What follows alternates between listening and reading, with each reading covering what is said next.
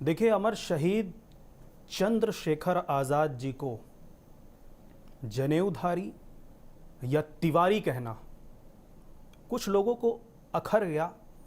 वो क्यों अखरा मैं नहीं जानता, क्योंकि चाहे वह शहीद 7.5 लाख क्रांतिकारियों की कुर्बानी से हमारा ये देश आज़ाद हुआ है, और कभी कभी हम वो सब भूल जाते हैं, पता नहीं क्यों। अभी एक महानुभाव बोल रहे थे, शहीद चंद्रशेखर आज़ाद जी ने जनेऊ एवं उनको तिवारी मनोज मुंतशिर जी ने उसमें बोल दिया। मैं आपको बताना चाहूँगा, यदि शहीद चंद्रशेखर आज़ाद जी को हम वो तिवारी, मैं मानता हूँ कि वो अपने ऊपर उड़ गए थे देशभक्ति के कारण, या जो उन्होंने बीड़ा उठाया था इस देश को आज़ाद करने का, उनमें सभी लोग थे।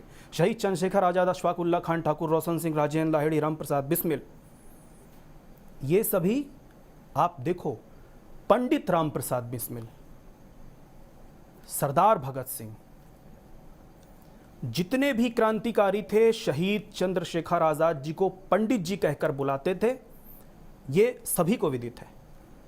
और मैं यहाँ पर आज पत्रकारिता जगत के बुलावे पर आया हूँ, ना कि उन लोगों की सफाई देने के लिए जिन्होंने इस पर भी सवाल उठा दिया कि चंद्रशेखर आज़ाद तिवारी हैं या नहीं है, या ये लगाना चाहिए या नहीं लगाना चाहिए।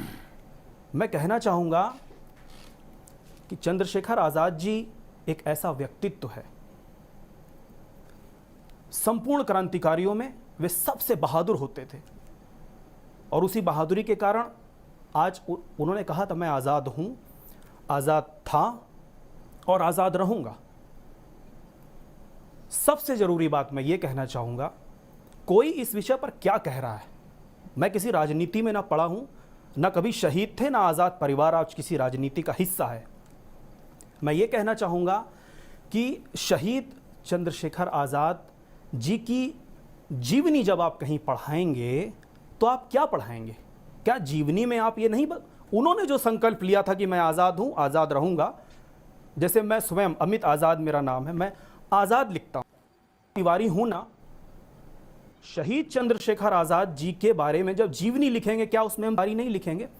क्या हम उसमें नहीं लिखेंगे कि पंडित टीकाराम तिवारी के वो पौत्र थे? क्या हम नहीं लिखेंगे पंडित सीताराम तिवारी के वो बेटे थे? ये पूरा रामायणी परिवार था।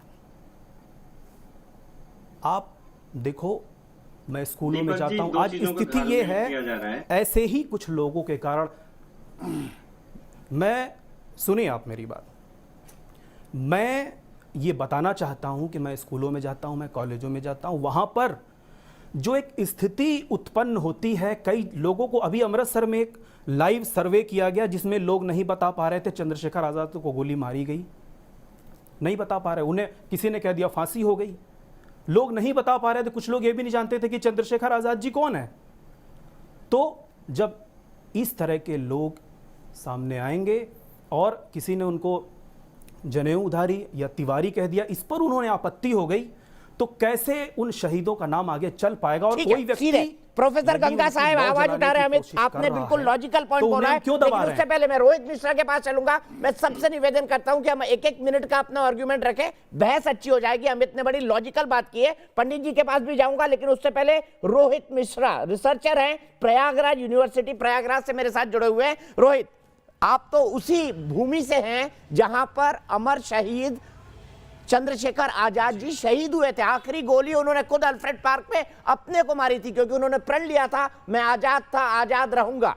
क्या उनको यह संबोधन देना उचित है, अनुचित है? आपको क्या लगता है रोहित? उचित अनुचित ये कवि की भावनाएं थी। मैं केवल दीपक जी इतना कहना चाहूंगा कि वो तारतम्यता बनाना होता है उन्हें, तो ये कह देना कि नहीं उन्होंने तिवारी कह दिया, बहुत बड़ा अपराध कर दिया, ऐसा कुछ नहीं हुआ है।